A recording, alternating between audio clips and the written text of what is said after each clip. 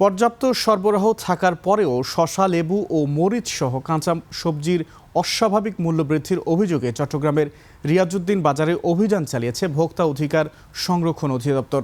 সকালে পরিচালিত এই অভিযানে কারসাজির মাধ্যমে পণ্যের দাম বাড়ানোর অভিযোগে মেসার্স কসবা বাণিজ্যালয়কে 40,000 টাকা এবং অপর দুইটি দোকানকে 6,000 টাকা করে মোট 46,000 টাকা জরিমানা করা হয়।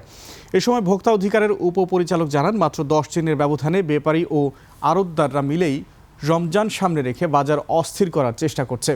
এ ধরনের অনিয়মের সঙ্গে জড়িতদের বিরুদ্ধে আইনানুগ ব্যবস্থা গ্রহণ করা হবে বলেও জানান তিনি। অভিযান পরিচালনা করে ভোক্তা অধিকার সংরক্ষণ অধিদপ্তর চট্টগ্রাম বিভাগ।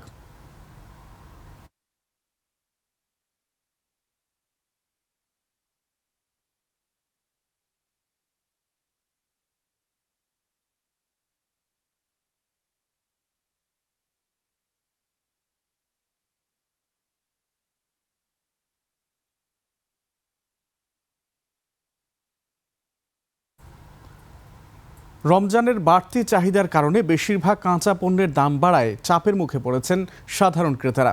বাজারে মুরগি বিক্রি হচ্ছে কেজি প্রতি 180 থেকে 300 টাকা এবং চাষের মাছ 200 থেকে 500 টাকায়। সবজির মধ্যে আলু 25 টাকা, বেগুন 60, করলা 140, পেঁপে ও মিষ্টি কুমড়া 30 টাকা কেজি দরে বিক্রি হচ্ছে। চালের বাজারেও ঊর্ধ্বগতি। 2 সপ্তাহের ব্যবধানে চিনি গুঁড়া চালের দাম বস্তা প্রতি বেড়েছে 500 টাকা। বিক্রেতারা বলছেন, সরবরাহ কম থাকায় দাম বেড়েছে। এদিকে বাজারে কঠোর তদারকির দাবি জানিয়েছেন ক্রেতারা।